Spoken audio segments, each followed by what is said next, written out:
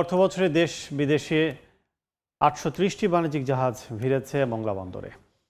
এ সময় cargo handling হয়েছে ১০৪,১২,০০,০০০ metric ton আর recondition গাড়ি আমদানি হয়েছে ১১,৫৭৯টি। মংলা বন্দরে আমদানি রফতানি বাণিজ্য আর রাজস্ব আদায় পরিস্থিতি খবর জানাতে সরাসরি যুক্ত হচ্ছেন সহকর্মী মাহমুদ হাসান। শত প্রতিকূলতার মধ্যেও পণ্য আমদানি রপ্তানি জাহাজ আগমন এবং কার্গো হোল্ডিং এর সফলতা অর্জন করেছে মংলা সমুদ্র বন্দর। তবে সমুদ্র বন্দরে কিন্তু ইতিপূর্বে যতগুলো জাহাজ এসেছে এবং বাংলাদেশের যতগুলো বড় বড় মেগা প্রকল্প রয়েছে সব মেগা প্রকল্পের পণ্যগুলো কিন্তু এই মংলা বন্দর দিয়েই খালাস হয়েছে এবং এখানে সড়ক পথে অর্থাৎ পদ্মা সেতু হওয়ার কারণে কিন্তু সড়ক পথে পণ্যগুলো নিয়ে দেশের বিভিন্ন অঞ্চলে যেতে সুবিধা হয়, কিন্তু ব্যবসায়ীরা এখন মংলা বন্দর ব্যবহার করতে শুরু করেছে। আপনাদেরকে একটি তথ্য বন্দর থেকে দেয়া যে একটি তথ্য আপনাদেরকে জানিয়ে রাখি যে গত ২৪-২৫ অর্থ বছরে মংলা বন্দরে ৮৩০টি জাহাজ নোঙর করে তার পণ্য খালাস করেছে।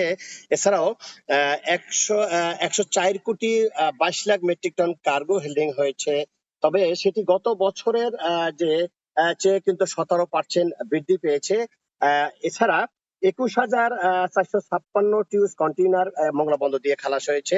গাড়ি আমদানি হয়েছে ১১,৫৯৭টি, যা থেকে মংলা বন্দরে গত ২৪-২৫ অর্থ বছরে রাজস্ব আয় হয়েছে ৩৪৩,৯৩,০০,০০০ টাকা। তবে এ থেকে সকল কিছু যাওয়ার পরেও কিন্তু নির্মূল করেছে ৬২,১০,০০,০০০ টাকা।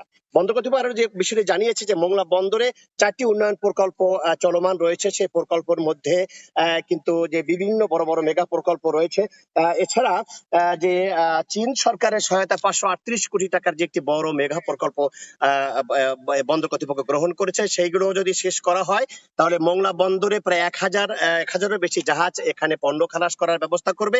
এছাড়াও মংলা বন্দর কর্তৃপক্ষের কিন্তু ৬০০ কোটি টাকা রাজস্ব আয়ের কিন্তু সম্ভাবনা দেখা যাচ্ছে মংলা বন্দরে এবং কর্তৃপক্ষ সেভাবেই চেষ্টা করে যাচ্ছে। মংলা বন্দর চেয়ারম্যান এডমিরাল শাহিন রহমানের প্রচেষ্টায় কিন্তু মংলা বন্দর কিন্তু এগিয়ে চলছে। তবে এই ছিল আমার কাছে মংলা বন্দরের রাজস্ব আয় এবং কার্গো হোল্ডিং পণ্য জাহাজের বৃদ্ধির সর্বশেষ খবর।